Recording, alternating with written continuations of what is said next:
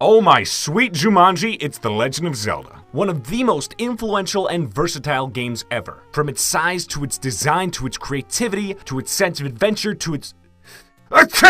This game for its time was something pretty revolutionary. No longer were adventure games restricted to being dull text and responses or point and clicks you boot up on your decrepit Commodore 64. It was now about giving the player freedom to explore a massive world and do whatever they wanted. Sure, the game has a few glaring problems, such as Link controlling like an M1340 battle tank, or the game being a little stingy at times with rupees. But aside from that, Zelda 1 is still a pretty solid game that holds up to this day. And with all the praise it received when it came out, Nintendo had it in for themselves to deliver a sequel that would not only be loved by the fans, but would open up the series to many more opportunities and chances to make what was already great even better. Except not, because Zelda 2 is a goddamn piece of shit. The year was 1987, and after releasing The Legend of Zelda, Nintendo was thirsty for a sequel. So development began, and soon enough, Zelda 2 was shaping out to be a pretty good successor to the original. It then began showing signs of a perfectly normal Nintendo sequel, bringing the series into a new direction, introducing more ideas, and delivering a unique experience from its predecessor. However, that all changed when the game's director... Wait, hold on. He's not a Toons director.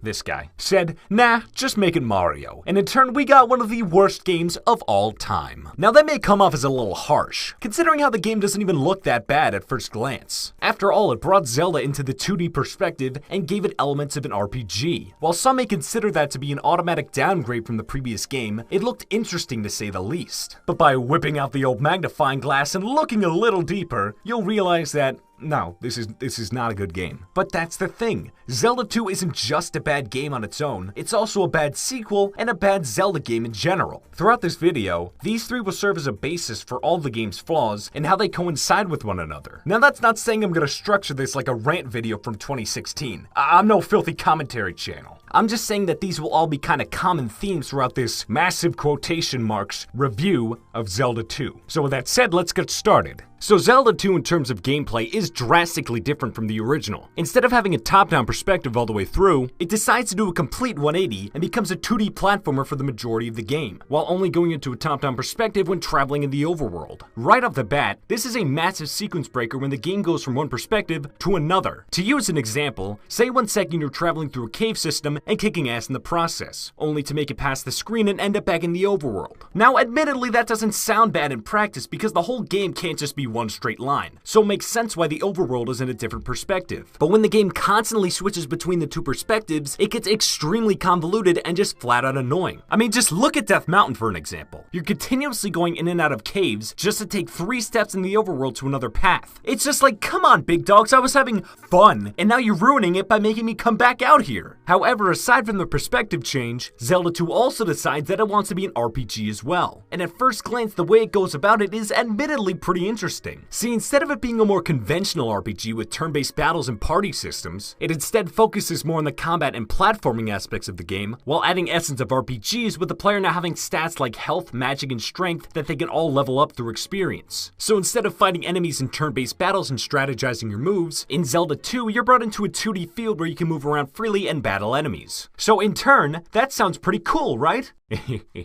Wrong! See, while it's cool to freely control Link during these battles, you'll soon see the problems rear their ugly heads. First of all, and this one's pretty obvious seeing how this is an RPG from the NES, grinding is a requirement. Because of the game's difficulty spikes throughout the journey, and some stats taking an absurd amount of XP to level up with, and a lot of the enemies not even dropping enough XP in the first place, you're gonna be spending a good portion of your time going in and out of battles with the hopes of leveling up a certain attribute so you don't get utterly destroyed in the next area. In fact, that ties into the next issue with this game, its difficulty. If Zelda 2 is known for anything, besides its badass dungeon theme, is its difficulty. And while some people may oversell it as one of the hardest games of all time, most of its challenge comes from its terrible pacing. Now the game starts out fine, with the first temple not being too hard to complete and rather welcoming to the player. But everything goes south immediately when you reach Death Mountain and Dungeon 3. This section is plagued with overpowered enemies, and it gives the player the realization that the game did prepare prepare them for this part, but not in a sufficient enough way. So the only solution is to go grind for an hour in the hopes you can stand a chance against these new enemies. But then finally, when the second half of the game rolls around, everything gets so much easier, and that's only because you spent the first half going in and out of battles continuously. Sure, there still may be some new enemies that can be a bitch to fight, or a dungeon that's annoying to navigate through, but aside from that, the only thing that matches the difficulty of the beginning is the last dungeon, and that's only because it's filled to the brim with overpowered enemies, horrible level layout, and moments where you think to yourself, is it really worth it? And it's all for a final boss that can be exploited harder than a 9-year-old on the internet. Now believe me, I'm no elite gamer, but I'm not a noob when I say a lot of the unfair difficulty could have been dissolved if the game better equipped the player early on. What I mean by this is throughout the game, you're given all sorts of different spells and sword techniques that make it easier to defend yourself. If, for example, the player were given the up and down thrusts and maybe a spell or two right out the door, it could have made this section of the game a whole lot easier since now you're better prepared when facing those tougher enemies. But in all honesty, that would not fix the horrific feeling of knowing that there are now lives in this game. That's right, this game introduces a live system. The way it works is, if you die during a level, you're brought back to the beginning of the last screen you entered. However, by getting a game over, you restart all the way back at Zelda's temple. So in order to get back to where you were, you're gonna have to slowly backtrack your way there with the hopes of not dying again. Now early game, it's not that bad because everything is pretty close together. But as the game goes on and you have to keep traveling farther and farther, it just becomes more frustrating and less encouraging each time you inevitably have to restart and make that whole expedition again. But aside from its inconsistent difficulty and its poor attempts at being an RPG, Zelda 2 suffers from an extreme case of Type 2 linearity. Instead of giving the player a massive world to explore like the original and just lets them do whatever they want, this game is a lot more hands-on and purposely blocks the player from exploring outside of the main objective. You're constantly being directed into the place you have to go instead of being given the free will to go to a place you'd want to go, all because you're required to collect something before exploring more. In fact, this game flows in a pattern of grind so you don't get your ass kicked, go to a dungeon or town to find something the game forces you to have to proceed, use said item or ability only once, and repeat. And all this wouldn't be as bad if it wasn't for Zelda 1 being the complete opposite and giving the player little to no restrictions at all. Sure, you could get lost sometimes, but that was all part of the adventure. And despite Zelda 2 having adventure in its name, there's a surprising lack of it, seeing as how it constantly has the player on a leash throughout the entire playthrough. Ironic, isn't it? It's a shame too because when you put it into perspective, there are so many things Zelda 1 does better than Zelda 2 in nearly every department. So much so that I'm gonna list off a bunch of examples in a very neat and organized fashion for your viewing pleasure. So in every Zelda game ever, the player is given items throughout their journey as a way to introduce a new game mechanic and to be more creative with combat and puzzle solving. They're always something to look forward to when going through a dungeon, because you know they'll open up more opportunities for you to have more fun and explore. While Zelda 1 didn't have the largest arsenal of items, each of them served a unique purpose and allowed for more ways to tackle enemies. For instance, the boomerang was able to stun certain enemies and could pick up collectibles like rupees and hearts, or with bombs, and how they can be used to kill both enemies and discover hidden areas. Zelda 2, on the other hand, decides to take a different path with its items, and instead of them being beneficial in combat, they'll either be used only in the overworld or for the most mundane things ever, like lighting up caves or breaking blocks in dungeons. Seriously, there are only like 2 items that are used more than once, while everything else like the raft, the boots, the flute, and the cross are only used to get to a dungeon and that are completely forgotten about for the rest of the game. See, these don't classify as items. Instead, they're more along the lines of upgrades, if anything, since they, in theory, give the player more of a statistical upgrade rather than a physical upgrade. The only problem is that these don't do things like raise your defense or make you stronger, and instead they just let you go to different parts of the map. Hilariously enough, Zelda 1 had upgrades as well that were miles better than the ones here, and that was because they actually served a purpose. The Book of Magic lets you shoot fire from the magic rod, the rings would reduce the amount of damage taken, the stepping ladder would let you cross small gaps of water, and the power bracelet would let you move these hedge things. Now perhaps Zelda 2 decided to get rid of the items to make room for the newly introduced spells and sword techniques. I mean, the game is in 2D now, and maybe they wanted to try out something new, and that'll be fine. If the spells didn't fall under the same scale of uselessness as the items do. Now that's not to say there aren't a few useful spells, like Shield, which reduces the amount of damage taken, or Life, which lets you recover health. This, by the way, being the only way you can recover health outside of towns, so you're gonna be relying on this one the most. But for other spells like Jump, Reflect, Fairy, and Thunder, they're only useful in extremely specific situations and are virtually useless outside of them. However, I will say to the game's credit that the up and down strikes are incredibly useful and actually makes the combat more interesting interesting. So it does give the player some variety while fighting, but still only limits them to sword and shield combat.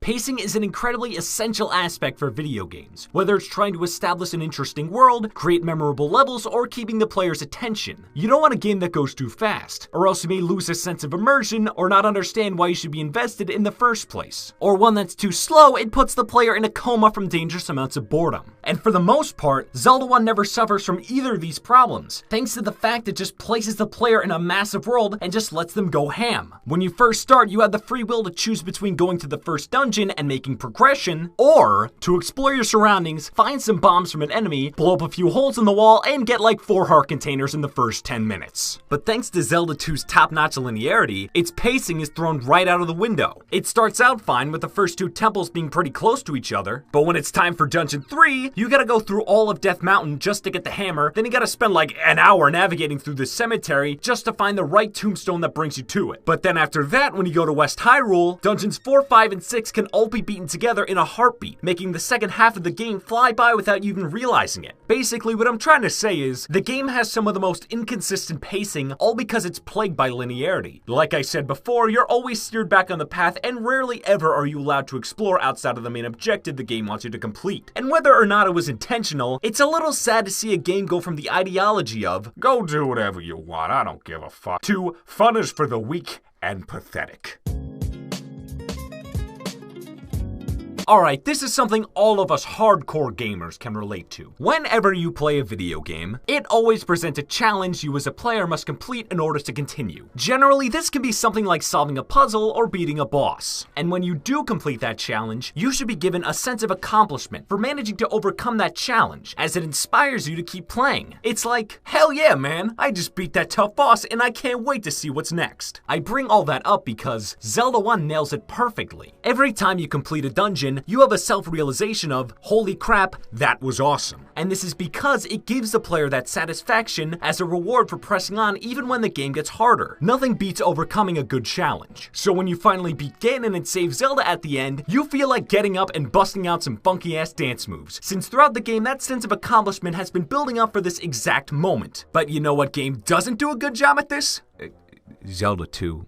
In case you didn't guess that. Because of it having a sweet blend of unfair difficulty, moments where luck is more important than skill, and levels that go on for way longer than they should, it causes that sense of accomplishment to be utterly destroyed. Meaning that instead of being determined to continue, thanks to the game feeling fair, you'll either throw the game in the trash, or roll your eyes and press on knowing that there's more crap on the horizon. So by the time you defeat Dark Link and save Zelda again, no longer are you in the mood to dance. Nah, you're in the mood to take the game, Brett Favre it into the sun, and do something else better with your life than waste it playing video games. Now, of course, one could argue that since it is a sequel, it's trying to be as different as possible for the sake of experimentation, especially since it is Nintendo after all. They've always thrived to do something completely different with sequels instead of just rehashing the first game. However, I'd argue that Zelda 2 is too different from the original, and it suffers because of it. I mean, think about it this way. Whenever Nintendo makes a sequel, they'll usually change a lot of things up, but they'll still keep the essence of what made the original game so enjoyable in the first place. Metroid 2 has the player hunting down Metroids instead of going after Mother Brain like in the original, yet both games are still about exploring these alien planets and finding many unique upgrades. Star Fox 2 is more of a strategic defensive game, but still has the player battle around in R-Wings just like in the original. Pikmin 2 doesn't put the player under a time limit to find pieces of a rocket ship, but still has you lead a massive army to complete tasks and uncover treasure. One exception I can think of is Mario 2 and how it is virtually nothing like the original. But in my defense, Mario 2 is basically a texture pack of an already existing game. So take that, atheists. Aside from the overworld, Zelda 2 uses almost nothing from the original game, and there are 2 reasons why that's such a problem. Number 1, they could have fleshed out more ideas from the original Zelda that may not have been used to their fullest potential. That way, it could have given some form of familiarity to the player, and could expand upon an already good idea. And 2, they're essentially creating a whole different game from scratch. See, the great thing about sequels in any media is that they're able to take what worked and what didn't in the first outing scouting and can use that knowledge to avoid any problems the original had. But because this game doesn't do that, it doesn't have a reference to look back on what Zelda 1's weakest and strongest points were. And so Zelda 2 just comes up with all these different ideas on the fly that are either half-assed or semi-decent but don't have their fullest potential discovered yet. So it's pretty clear that Zelda 2 is an irredeemable piece of degenerate filth. But now I want to transition into a segment called Hire Me Nintendo. I know, great name. Where I list off a bunch of ideas that I believe can make Zelda 2 a much better game, like instantly, just like right on the spot, just like that. Number 1. Change the perspective. This one is pretty obvious. Zelda 2 needs to be in a top-down perspective all the way through. I'm sorry to say this, but the way the Zelda series is designed doesn't fit well with being a side-scroller. It was never meant to be one in the first place, and when it finally did become one, not only was it extremely clunky, but the way it caused things like towns and dungeons to be structured just led them to become extremely monotonous. So what I propose is Zelda 2 be brought into the 3D.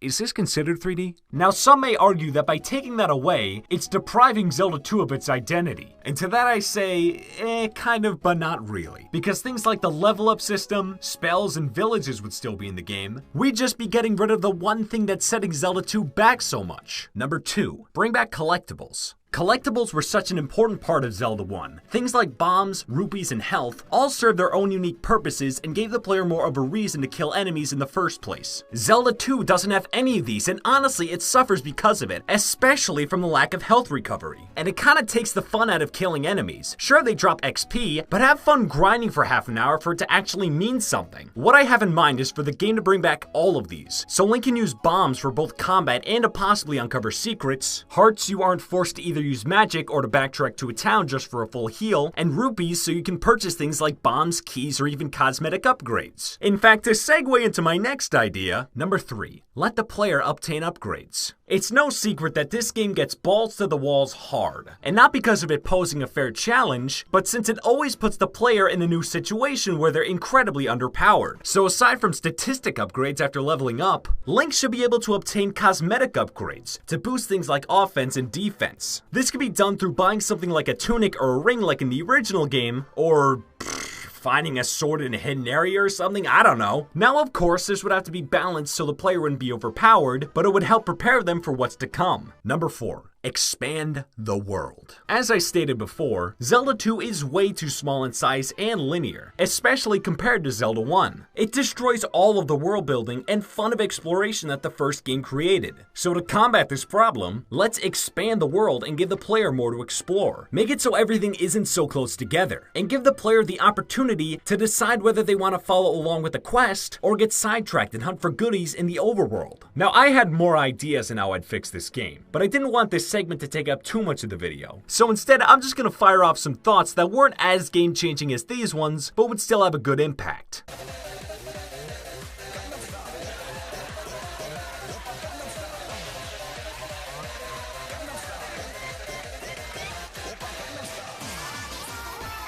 It's kind of a shame that Zelda 2 ended up being such a poorly put together game. While its flaws prevented from being enjoyable, there was obviously thought and some effort put into it. I mean, based on how well received the first game was, Nintendo could have just made a bare bones sequel in an effort to piggyback off of Zelda 1's success. But that's the thing, they didn't. Nintendo is a company that likes to take risks with their games, and that speaks volumes for them as game developers. They know a sequel should expand upon the world the first game built, and it should be distinct with its gameplay and identity to make the player realize they're not just playing the original game again. However, the problems still stand. While they had good intentions, the execution was mediocre. And this is partially due to the fact that they tried making Zelda 2 an RPG in the 80s with the mentality of throw shit at a wall and see what sticks. I say that because this was during a time where RPGs were still working out a lot of their kinks before maturing and spawning better games in the future. Granted, one could argue that this was an era where all genres were working out their flaws. But in reality, in An RPG is much more complicated than something like a platformer. When it comes to an RPG, the designers have to take into consideration a lot of different factors, like how character abilities work and affect the battle, how a character's stats will be balanced after leveling up, and how the battle system itself will even work. And that's why games like Final Fantasy, Dragon's Quest, Mother 1, Castlevania 2, and Zelda 2 all suffered from their own problems because of how much experimentation went on during this time. So it makes sense why a company like Nintendo wouldn't pull this ambition off that well, seeing as how they never attempted to make an RPG before. They may have made it stand out from its predecessor, but half of Zelda 2's identity comes from its gameplay and everything it does new, and the other half comes from all of its shortcomings. In conclusion, I may have insulted Zelda 2, but if you like it, then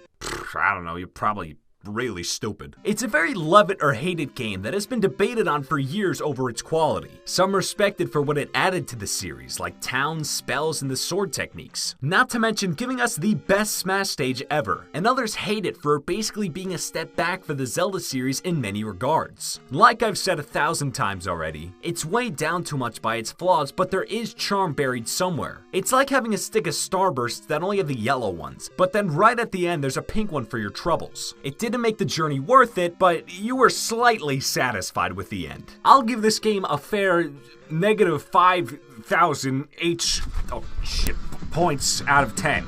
Alright, that's it. Goodbye.